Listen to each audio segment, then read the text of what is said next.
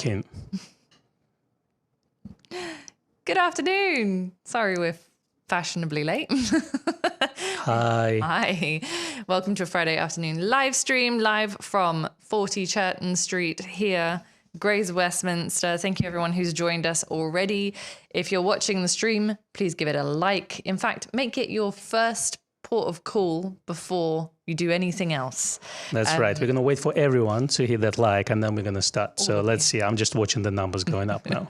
Thank you very much to Marvel for your contribution to the coffee fund already.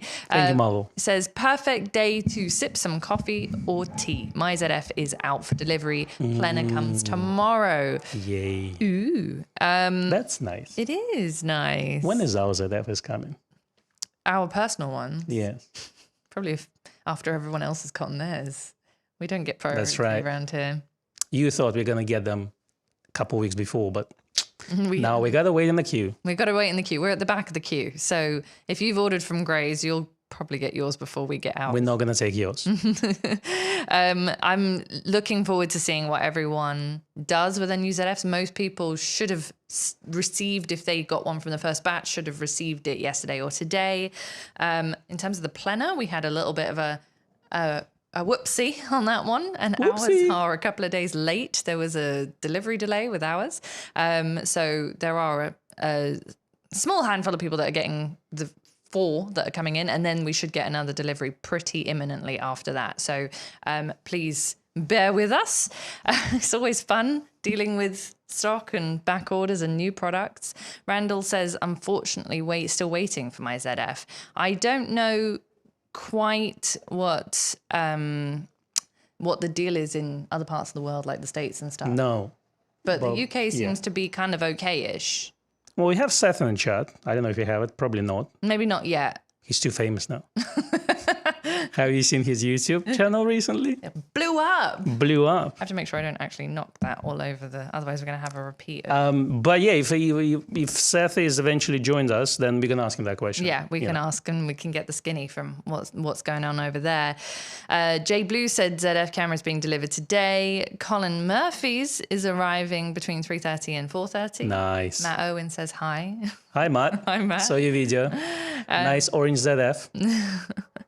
Yeah, we don't get the colours over here either, which is a bit of a shame. But we went for black.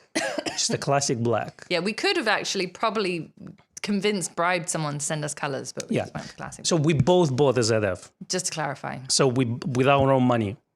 So just saying, so that's how much we love 24 megapixel resolution, isn't it? Just goes to show, honestly, what 24 megapixel it can actually do for us. Sometimes it's not just specifications and numbers. No, I'm also really interested in the pixel shift functionality. Yeah. I'm very excited to see. How are you going to freeze flowers though? No, it's for landscape and still life, like proper indoor. But the landscapes, the leaves, the branches are going to move and all that. Yeah, but that's the same with focus shift shooting. Stuff moves. It's okay. You get over it. Okay. Software can fix it. Jeff says that the B&H photos say that they have the ZF in stock, which is interesting. Oh, they got a lion's share then. Yeah, obviously so. David would like to win. Remember? You already won. You're here. Yeah, exactly. With us. And thank you very much to Adrian for your contribution to the coffee fund. Adrian says more for coffee. Yeah, definitely. I need one. You're going to have a coffee. I'm going to not have a coffee yet. I'm going to stick with water for now and stay hydrated. Champagne Sumo wants ZF in champagne. I think that would be quite nice. What is champagne color? It's like, if you think of the F3 titanium, that chrome is like champagne. So it's not like a bubbly yellow or something? No, it's sort of like I would say it's not chrome.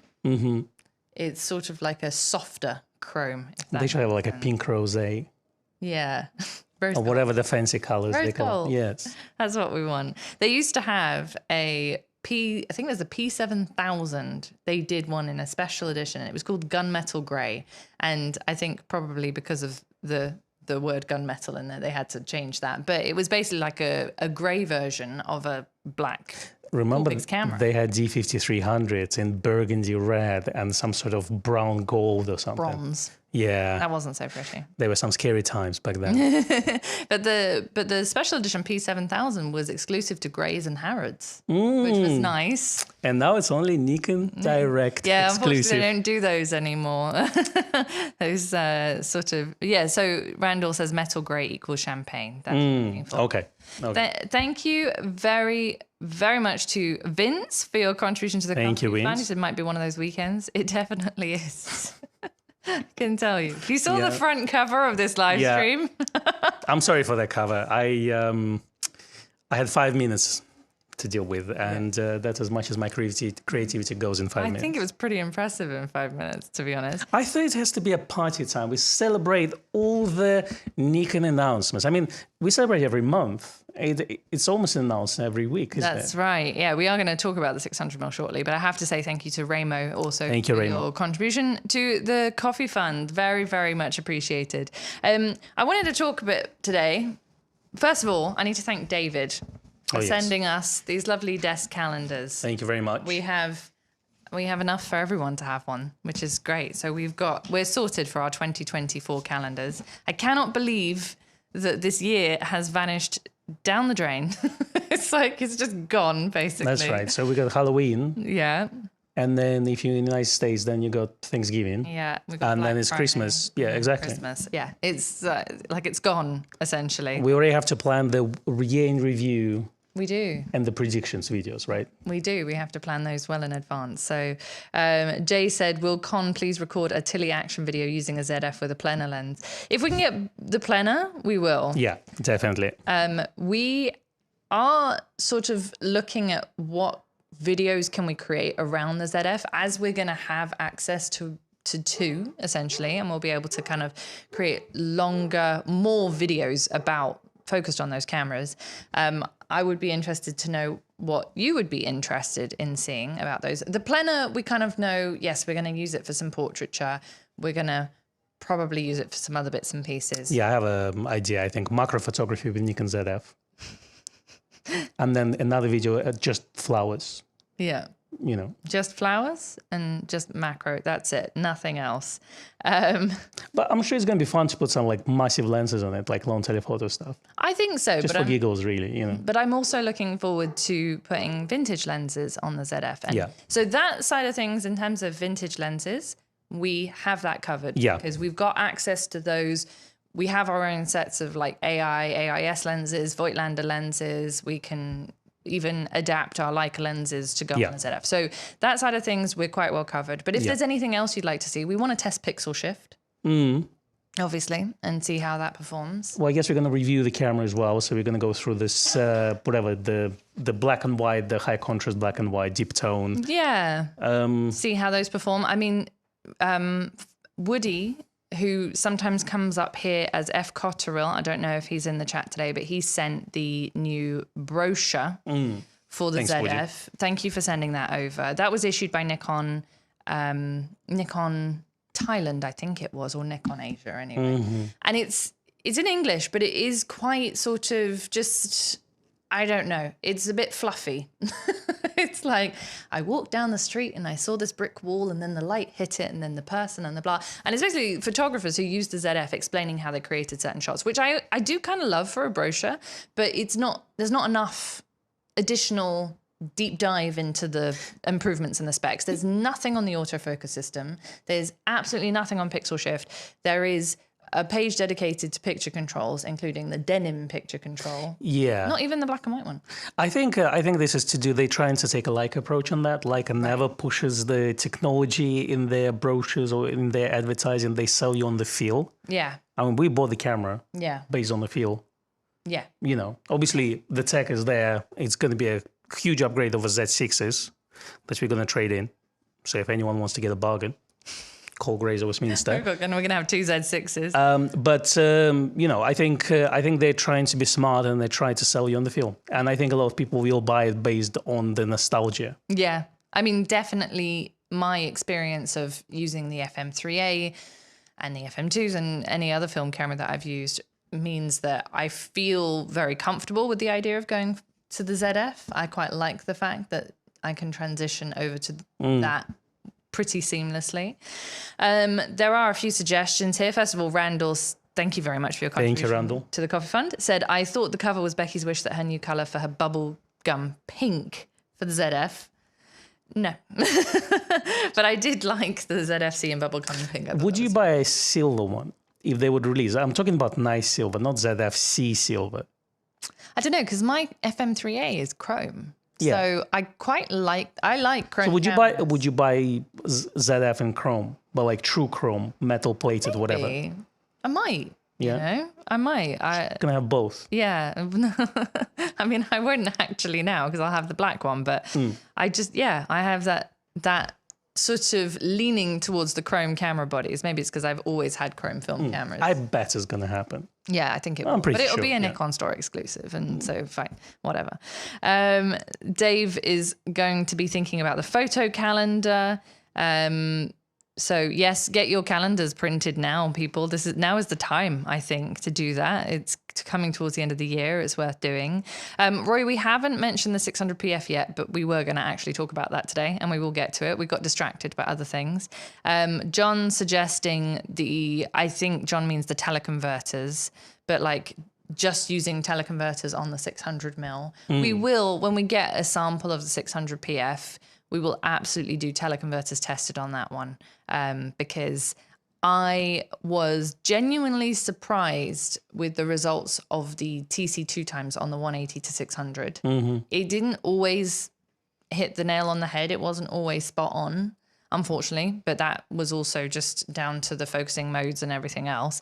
But when you locked on focus, when me as a photographer managed to capture the image, it was very sharp with the 2x converter. So it was quite sticky to the subject once it found it. Yeah, it was definitely a problem in the photographer, not in the camera. It was trying to, when you're shooting at that telephoto range in very weird lighting conditions where you've got the water is like pitch black and then suddenly the bird is in shadow and then suddenly dips to the sunlight and stuff, that I found quite difficult to work with. But we will do some tests with the 600mm. The other thing I'd like to ask is if anyone in the southeast of England has any suggestions for shooting locations, because I think we have exhausted them, but it does have to be southeast, I'm afraid. It's just time constraints are the issue there. So, yeah. Then, let's see. So Paul suggests the Plena versus the 135 Sigma Art. So for anyone who missed the boat on what the Plena is, it is the 135 1.8 with plenty of bokeh and plenty of light. That's the Let me tell you what Plena is. That's another 10-minute conversation. We also can throw in 135 f2D lens as well into the mix. You know, the original Nikon F-mount lens. We can. So yeah, definitely we thought about that. And I think we still have access to 135 Sigma, don't we? Yes, we do. Good. Yeah, so once we get the Plena, I think we'll definitely film that. Because the 135 Sigma R is a lovely lens, I will say. Some of the nicest portraits I've taken in a long time were taken on that lens. So that will be an interesting comparison. Champagne Sumo asks for any recommendations on super telephotos. What do we mean by super telephotos? Do we mean beyond 600? Because we've Infinity and beyond. Because we've only got the 800. That is the option. Yeah, then you stick teleconverter on top. You know. It's doable. Yeah. That's probably it. I mean, how far in the universe would you like to go? Yeah. You know? How close do you need to be? Exactly. Siddharth wants to know if there'll be a Z5 II or a video-centric full-frame Z camera.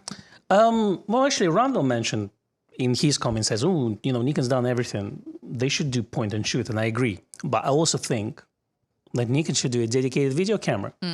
I mean, if you planning to take over the world, I think the video segment is something that Nikon been tackling by releasing the Z-mount lenses without too much focus breathing. But I think releasing a proper dedicated video camera and obviously charging through the roof as they all do for those like FX3, was it R5 or something like this from Canon? No, it's not R5, it's something else, R70.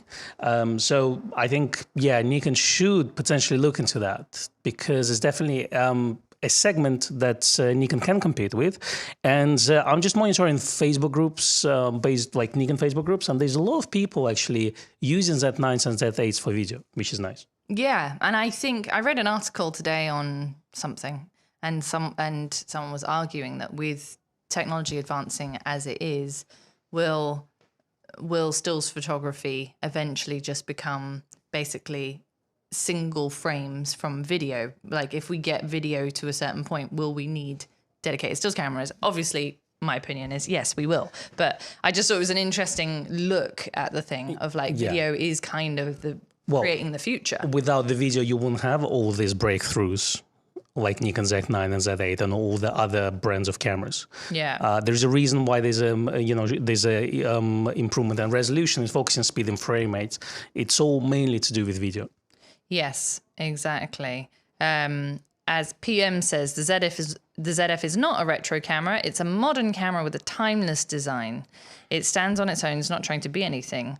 No one calls Leica M a retro camera, which is very true. Nikon do call it retro. What they say on the back of that brochure that I was talking about earlier was that they say the F, and the same with the DF, the F stands for fusion, as in a fusion of past, present, and future. I am literally quoting them. It's a good exercise in marketing, isn't it? A fusion of past, present, and future. Yeah. The F also, and this is also quoting them, the F also pays homage to the iconic F line of cameras. So they are trying to sort of emulate that. They haven't ever said that they're not trying to emulate that, but I just think it's interesting that that's what the F stands for. It's fusion. But also, if you look at Leicas, you don't really see them designing modern style cameras. No, they have a very classic Leica look. And I mean, I've had people, if I've gone out with my M2, who have from like a mile away gone, oh, is that?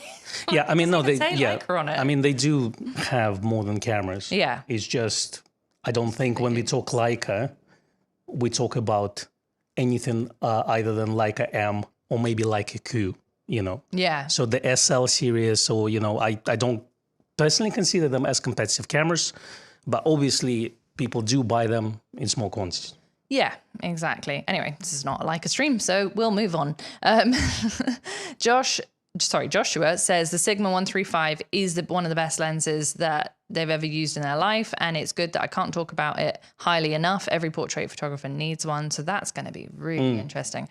I want to take notes of these places. Someone was suggesting Leeds Castle. We talked about Dungeness, didn't we? It's just we need to as well. Leeds Castle. It's in Leeds. It's in Leeds. No, that's a bit far, isn't it? It's not in Leeds, actually. Leeds Castle is... Well, Dungeness is definitely the place we want to go. It's not that far. Yeah, there's Warnham Nature Reserve. Okay, there's a few places. I mean, yeah, as long as we can access it without like a 3-hour trip there and a 3-hour trip back, we could probably go a little bit further afield.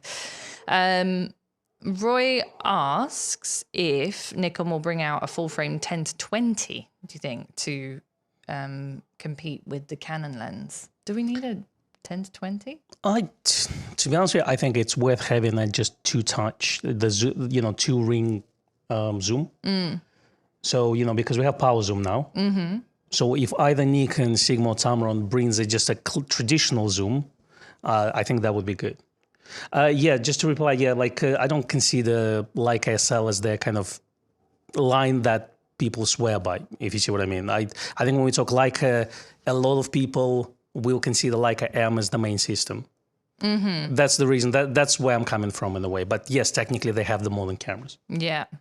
Sorry, I am changing the subject because we're bouncing between multiple different conversations here with the chat. Alex, thank you very much for that tip. Yes, I do remember that from going down to Dungeness because it's owned and you have to be careful. I mean, they say shooting commercially because they want to try and charge you for that. And I do remember seeing signs around and about the place for that, but that's in the nature reserve kind of area. Well, thank God we don't shoot commercially, isn't it? So, exactly. Yeah.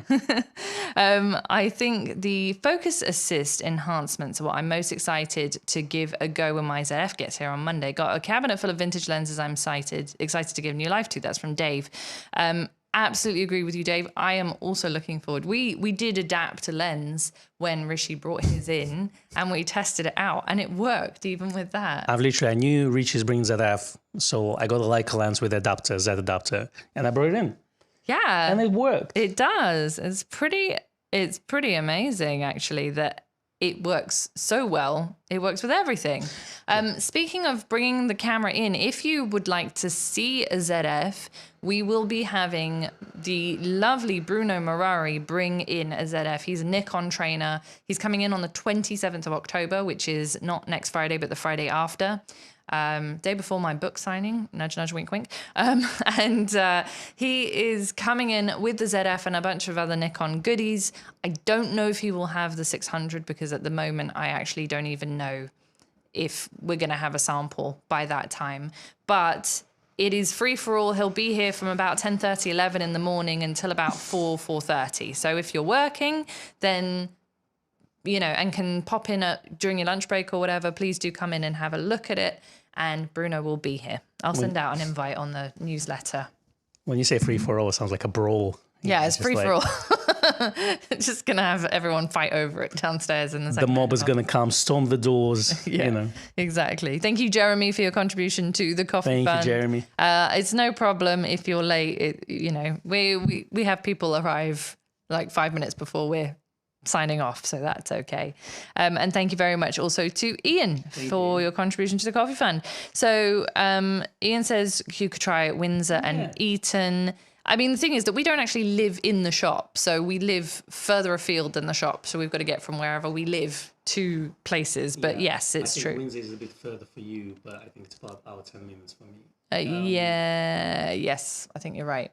Yeah, there's a few places in between as well that we could probably find. I mean, I like the idea of, Romney Marsh and Dungeness and all that area. I actually went down there not that long ago, but that's much further for you.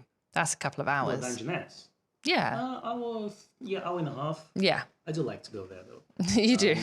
They have a really good crab shack in there. Excellent. I always buy my lobsters in there. They always got to have, food rec. Because lobsters are much cheaper in there. Your microphone's not on. No. What do you mean it's not on? Well, I'm not seeing you. Oh, yeah, I am seeing you now. Someone said one mic down. One mic down. You're fine. Can you hear me? Can now. All right. So, the lobsters are cheaper in Dungeness compared to London. It did go out. Here we go. Yeah. So, just in case you didn't hear that, the crab shack, is that what the crab shack, yeah. It's good there. So you drive there, you can walk on the beach. There's a beautiful lighthouse in there. There's a little steam train you can take. There's a sandy beach as well there somewhere nearby as well, which is great for winter month. But it's nice to go there, get some seafood, not very expensive, have a nice lunch, and then go back home. Excellent, without taking any pictures. Well, that's a part of it. It's got to be part of it, otherwise we're not going to go. Exactly. Bring the largest possible sensor you can bring or film. Yeah, with you, exactly. Thank you to Richard for your contribution to the coffee. Thank you, Richard. Apparently, it's your 5th super chat on a live stream. So thank you for making us the 5th of all your super chats on a live stream. YouTube is giving us some stats, isn't it? It does give us stats. Interesting. We know everything. Rye Harbour Nature Reserve, all marshes for bird life. I feel like I need to be writing these down. I don't know what happened to your mic. It just decided to give up a minute ago, but it looks like it's okay. It's back now. Okay. Yeah. Well, that's good news. Just keep an eye on it. Now, Ivan said, as you have an international audience, it would be nice to see some of the London landmarks, photographs ZF style. We have to do a ZF photo walk. Once we've got our cameras, I think that we absolutely have to do that. I think it needs to be done. How we would live stream that, I don't know. How we would film that, even if it's pre-recorded as a vlog, might be quite interesting. Well, probably, yeah. We need another pair of hands. That's true. Because otherwise we're going to really be struggling. Van got their ZF today and mounted the 5814G. Nice. Lovely. Very, very nice. There are some really, really beautiful places that we would like to photograph. I mean, also not just because we have great access to a lot of very beautiful parks and things like that. But what else could we photograph that would interest people? Like I really liked when we did the Ouse Valley Viaduct. Was that what it was? Although it was a pain to get to, and there were people everywhere, but actually it was still quite fun and a bit different. So something that's a bit fun and a bit different could be good. I agree. Dave wants to know what the next competition category is. We don't know. We're trying to figure it out. We might skip this month just with everything going on and do next month, but we will let you know once we have it. Russell is offering to fly over from Texas to be our third person, to be our cameraman. Or fly us over to Texas. Yeah, we could do that. This is more than an hour from London. I'm up for some good Texan barbecue. Yeah. So you can't. So you were trying to convince me to get a drone, right? Yes. You definitely can't take a drone on Dungeness. You can't. That's fine.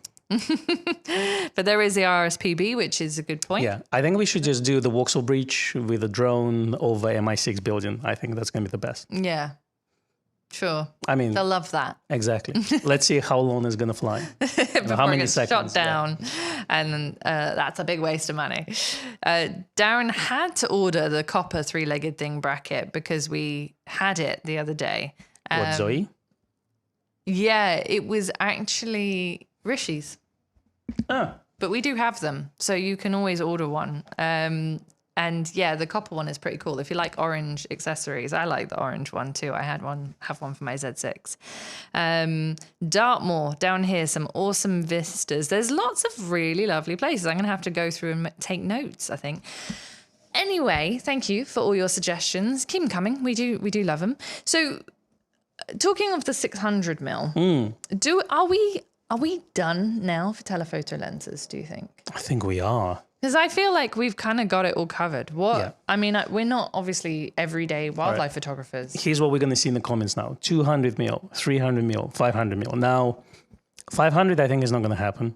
It seems like they kind of taken the path of having 400, 600, 800. But 304, the F-mount version, was really, really nice. And we still don't have equivalent of 200 F2. So I think if we're looking at, let's say, like a short telephoto, then we still have spaces.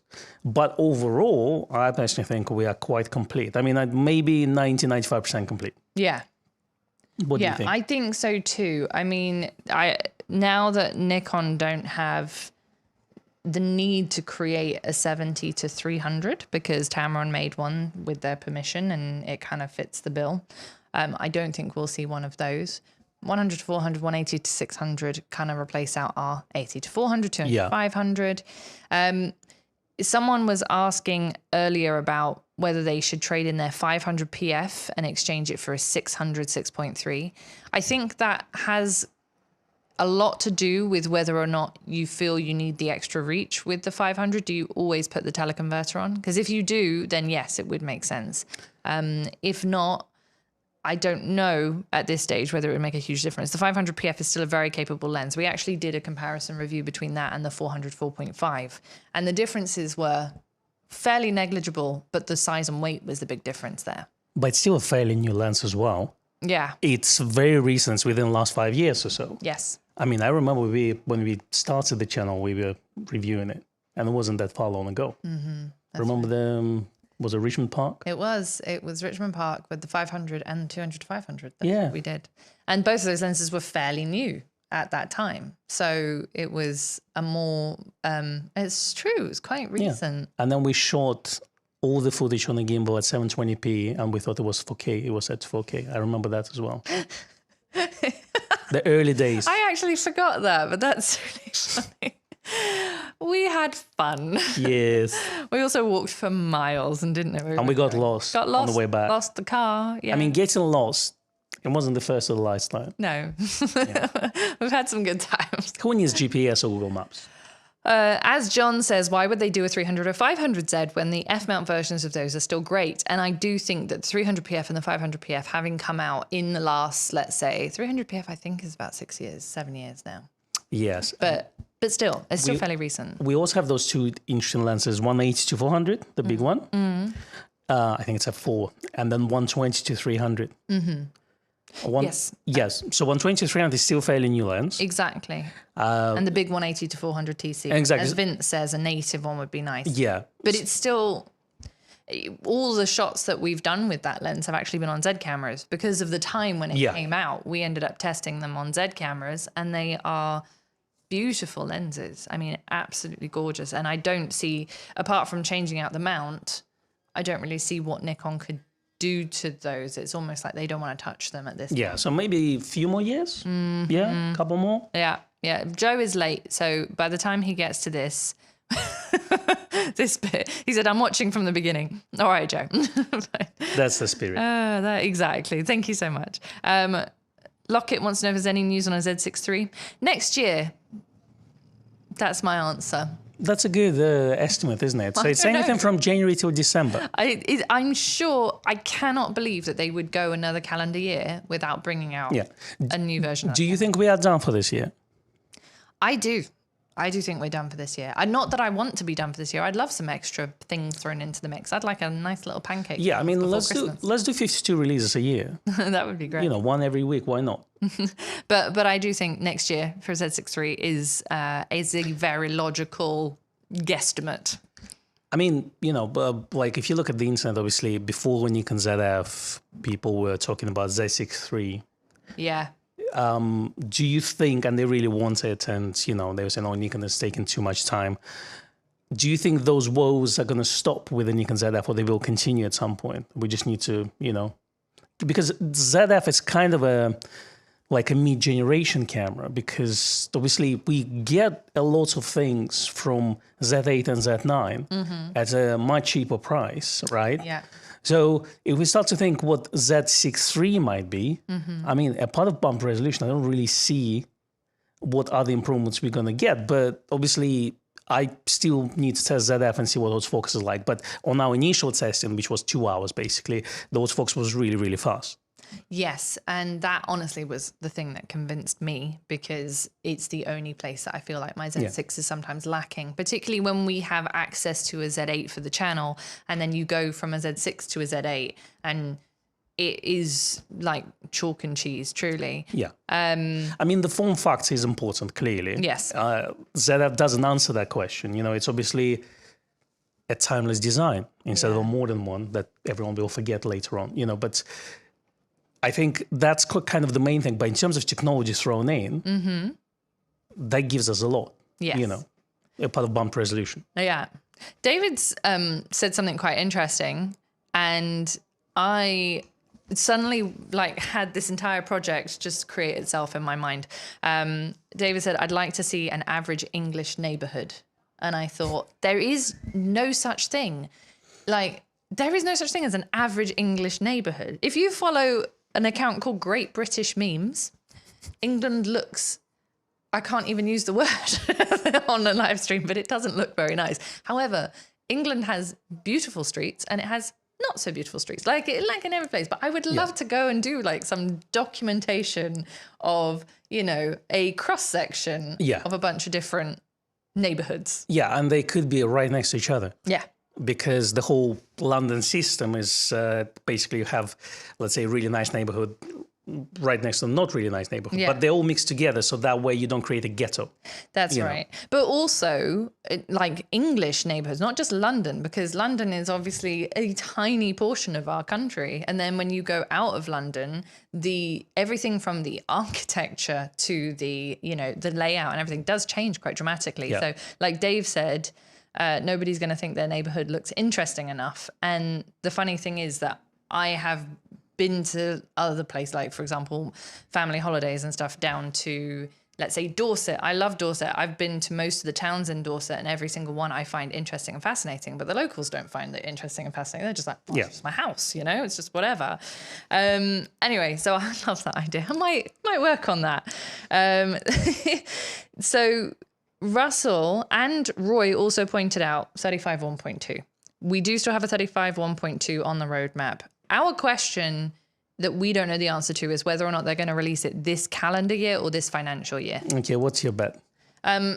Truly, I would actually like it to be this this calendar year. But what do you think will happen actually? But I think it's a January release. That's, to me, I agree. That's my feeling. Yeah. You know? It may change. It may change. And this is just based on our experience in dealing with releases. I mean, again, let's talk about the quantities of new releases in terms of deliveries. You know, there's obviously backlog for everything at the moment, which raises an interesting conversation. Do you want Nikon to release things or do you want Nikon to deliver things? Yeah. You know, and it's a fine balance between those things. I think now we have quite a backlog of releases that are on back order and there's quite demand for them. So I'd rather obviously Nikon to concentrate on delivering those items to happy photographers. But of course, yes, if they can potentially release this year, I would love to see 35 1.2. Definitely. Yeah, it would be really, really exciting to do that. Someone was saying when you get your ZF, what is the first lens you're going to put on it? 28 Leica, well, Voigtlander 28 for Leica M. Via an Earth adapter? I have Earth, I have Tech Art, Okay. the autofocus one. Yeah. So I want to try that. Okay. Definitely. And then obviously I have Voigtlander 40 f2 f-mount, which is going to go there as well. That's right. Okay. Yeah, not looking at autofocus lenses really, but I do have Nikon Z 28-2.8.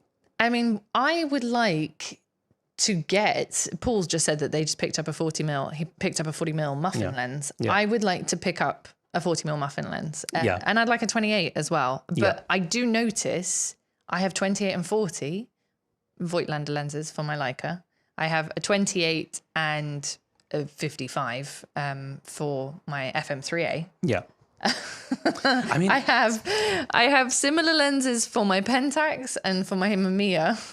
So how many 28mm lenses do you have? I have at least 1, 2, 3 28mm lenses. I have 2 40mm lenses. yes. I have 35mm lens as well.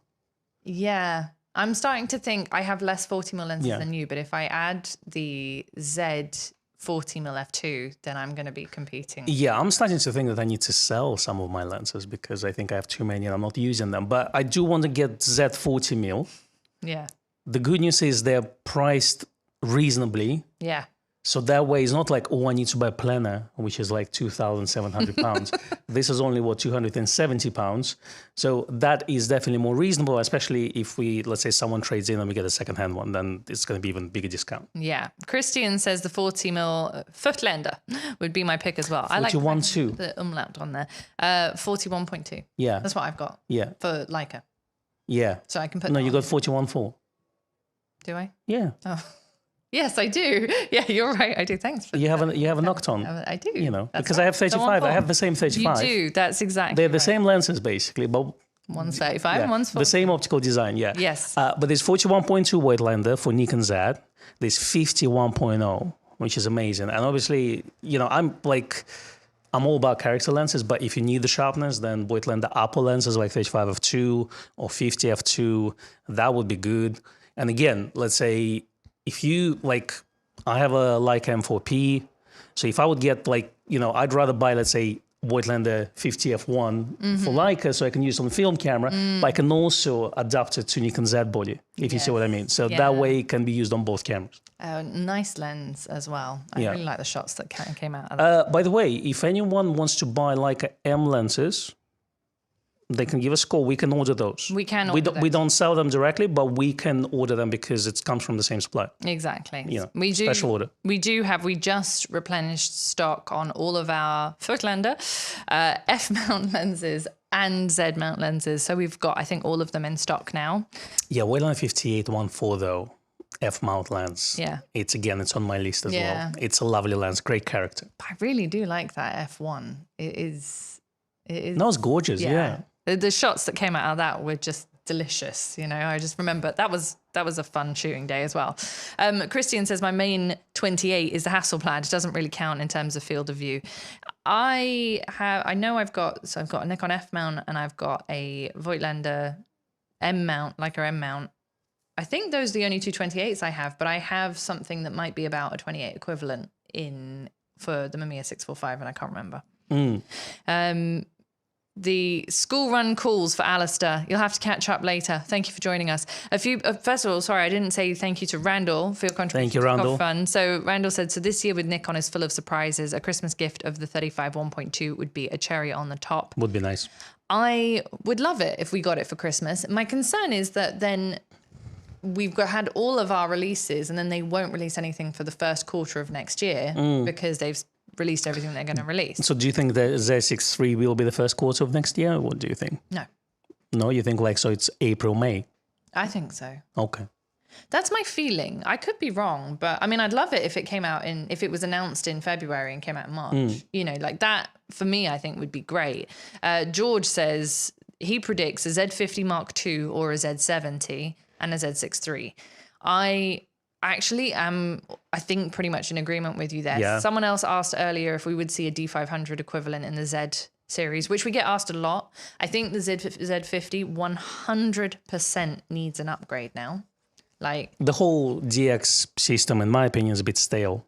Yeah, we used the Z50 yesterday. We actually shot a mini review on the 24mm 1.7 DX, which is one that we kind of missed out. And to be honest, you probably won't see that video until Christmas because we've got a lot of stuff. We have a lot of videos. We've got a lot to get through.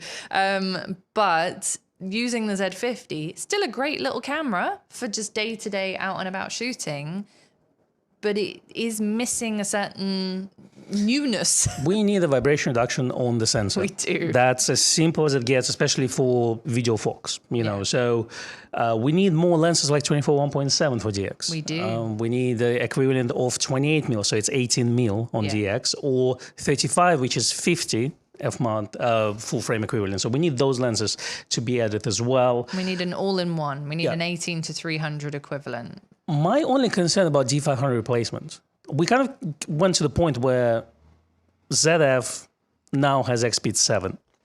So they can put XPEED 7 processor to, let's say, Z70 or Z90, whatever D500 replacement is. Yeah.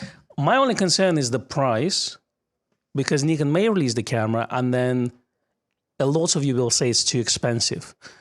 And that's where kind of the double-edged sword is, isn't it? Because you're not going to release the camera, people are going to complain. You're going to release the camera with a you know, huge specs in terms of technology, performance, etc., and people are going to complain about the price.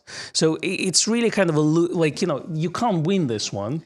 Yes, although I do feel like Nikon have done really, really well on their pricing ever since the Z9, basically. I mean, in terms of competition. I think in terms of camera bodies. Yeah. I think in terms of lenses. Yes, sorry, I did. We saw quite an upgrade in terms of pricing, let's say that, not towards the lower prices. Yes, I agree. I think that bodies-wise, they have been very smart on what they've managed to do with the prices and remain competitive. The DX market is such a tricky one because it is, as Christian says, it's like, it's the bait to get you into the system. Yeah. So it has to be priced very, very cleverly, and it has to offer enough of what everyone else is offering for it to be interesting and stay relevant to people, whilst also not skimping on some of those bigger features that our small season photographers who maybe want a DX camera as a backup would like. So do you think it's kind of, we do need two bodies in the DX range, actually? We do need, I mean, ZFC aside, because that's its own thing, we've got the Z30 as our entry level. Yeah. Do we need a Z50 Mark II and a Z7? Yes. Or Z90 or whatever? Yes. Yeah. For sure. Z50 Mark II is a direct replacement of Z50, so it's under £1,000. Yeah. Yeah. That is the kind of the important point, isn't it? And then you release a flagship, which I'm worried is going to be something around 2.5. It can't be that much. It has to be like around 1,500. That's the thing. I don't think it's going to be like, I think the lowest it will go is under 2. Right. You know, I could be wrong, and again, we just discussed things, and that's just our opinions. But $1,500, which is actually £1,700 in current economy, go figure. Yeah, go figure. It's not going to get you much because you look at Fujifilm prices, and whatever their most expensive camera now, XH2S, I guess. Yeah, I think it is. It was about 2. I'm gonna, while you're talking, I'm just gonna Google it. What's the current prices on those? Because I think you're right. As Christian says, we need a new D300 to the D700. If our Z6 II is our sort of D700 equivalent, or is it the Z8? That's the question. Is if the D700 replaced by the D850 eventually replaced by Z8 or equivalent to, then this is the camera that a lot of people will say this is a mini Z9. Yes. Yeah. So it gives you all the Z9 features with a DX sensor. Now, current price of a XH2S body is £2,199. It came out at £2,500. Yeah. This is the prices we're talking about. Yeah. So the price of $2,500 recommended retail was there when the camera came out. Yeah. So that's where I'm coming from. I don't think Nikon will release the camera for lower price than that. That's where, you know, kind of my reasoning comes from.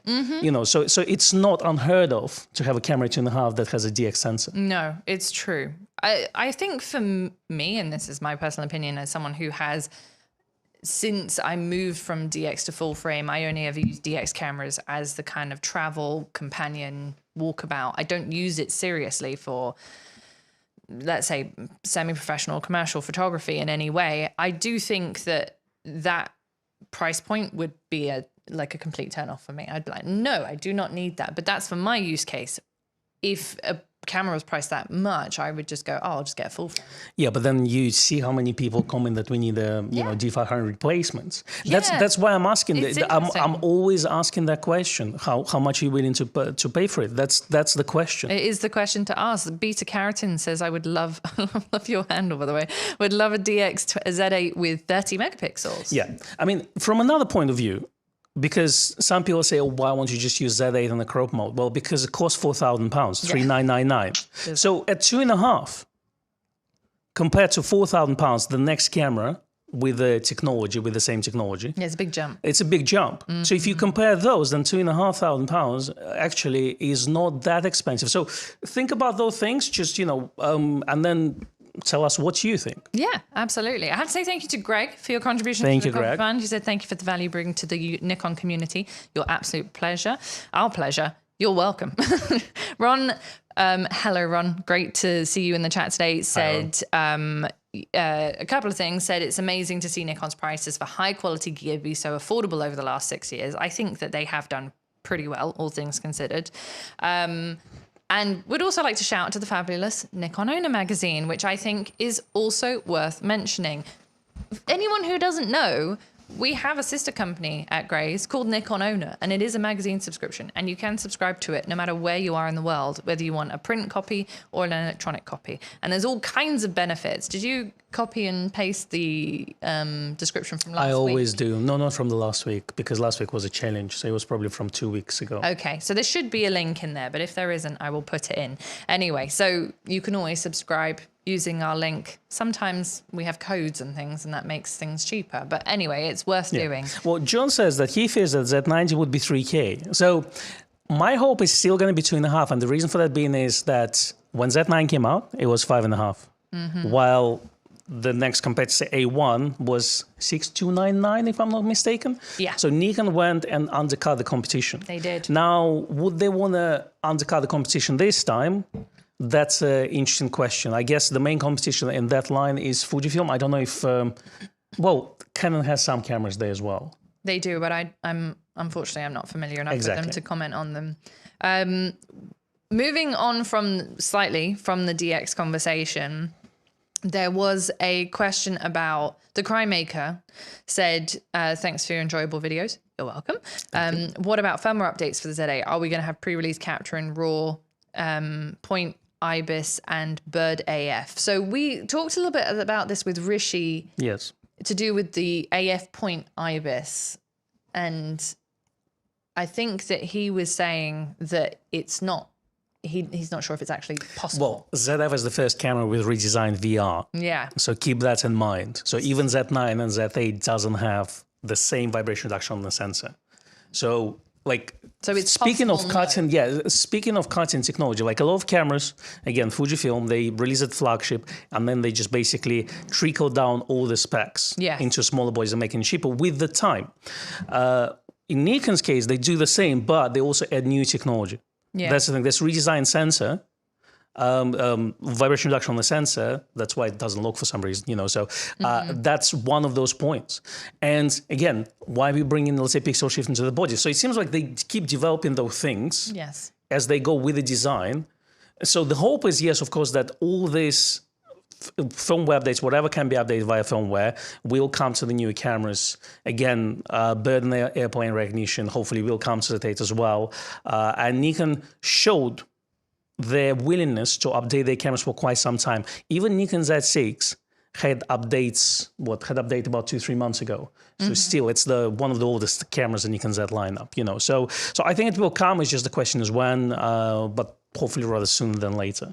Yeah, so we don't obviously know what firmware updates are coming, but we do know that the firmware development team designed them quite well ahead of time as well. Yeah. So we know that they have it planned way before we've ever even thought about asking them to add certain things.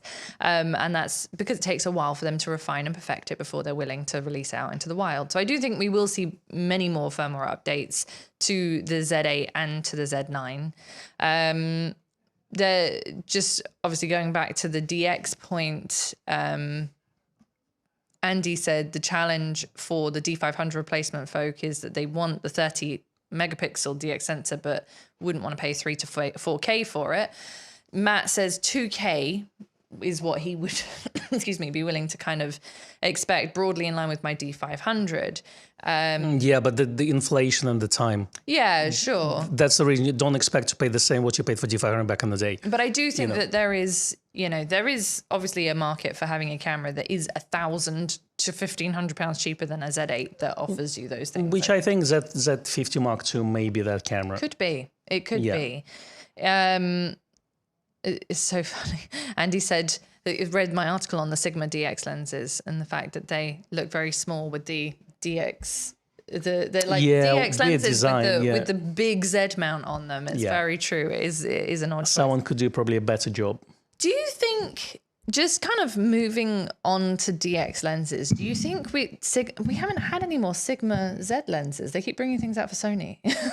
What do you think? But we've got a Tamron 150 to 600 now, 150 to 500. Surprise. I mean, what is it? 150 to 500? I mean, obviously it leaked the week before, but it just kind of broke that understanding that everyone said without confirming anything, that Nikon told everyone not to step on their toes with releases of their lenses. Well, apparently not. Yeah. Nowhere it was ever confirmed. No. It's just the internet rumors, and the legends. Yeah. Urban legends, But it's the first lens that shows us that Tamron is releasing lenses similar. And to be honest with you, like looking at 150 to 500 lens, yes, I don't think it competes as much with 180-600, but it may compete with 100 to 400 Nikon Z lens because of the size and the weight and the price. Though.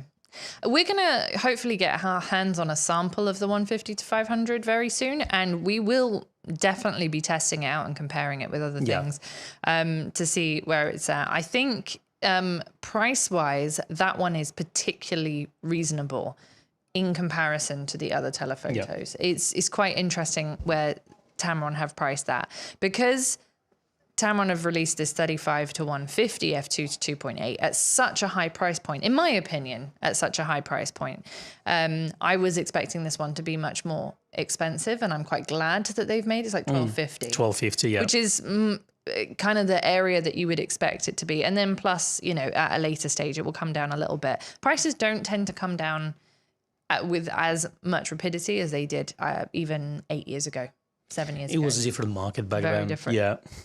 But I mean, once you put those lenses onto your Z camera without the need for the adapter, it does save you a little bit if you're moving from let's say an F mount lens to a Z lens and you don't have the money or the means or whatever, that you don't want to carry around the Z mount lens. You've got these third-party options now, and they do seem to be coming out with some great pictures. The samples from the 150 to 500 look amazing.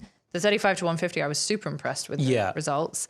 70 to 300 was much of a muchness. We knew what that was. I think long gone are the days where the quality control of third-party manufacturers like Tamron and Sigma was questionable. So in terms of this, I think that they really improved their just quality control overall. For sure. I mean, I don't remember when the last time we talked about Sigma in terms of bad Sigma lenses. No. So at least like if you're looking at, let's say, last 3 to 4 years. The same as Tamron. I mean, Tamron was really, the 7300 is a really good lens. It's better than F-mount Nikon 7300 and it's native. Obviously the 35 to 150 is a stunner. and Fantastic. so I think they're doing a really good thing. Obviously, if you're a Nikon user and you like to buy everything Nikon, that's totally fine. You do you. But it gives you the option. It gives you the option. It's the same as we start to look at, let's say, like, again, Leica analogy. When people buy Leica or you buy Leica lenses, well, what's wrong with Voigtlander lenses? Yeah.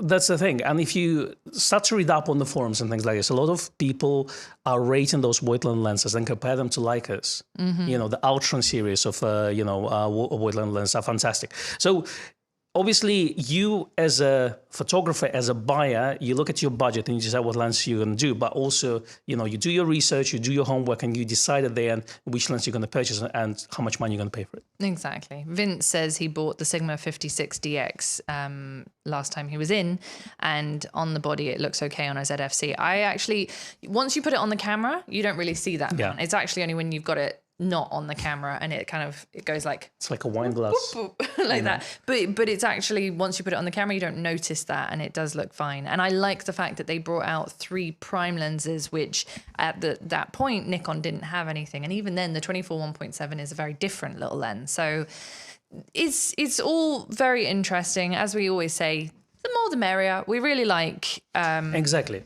Yeah, we like the fact that there's more choice out there for people, because even if you're going to end up with a series of non-native glass, you've got the camera that is the native camera, and the camera does a lot of work as well. We have talked at you for an hour. So again for another week.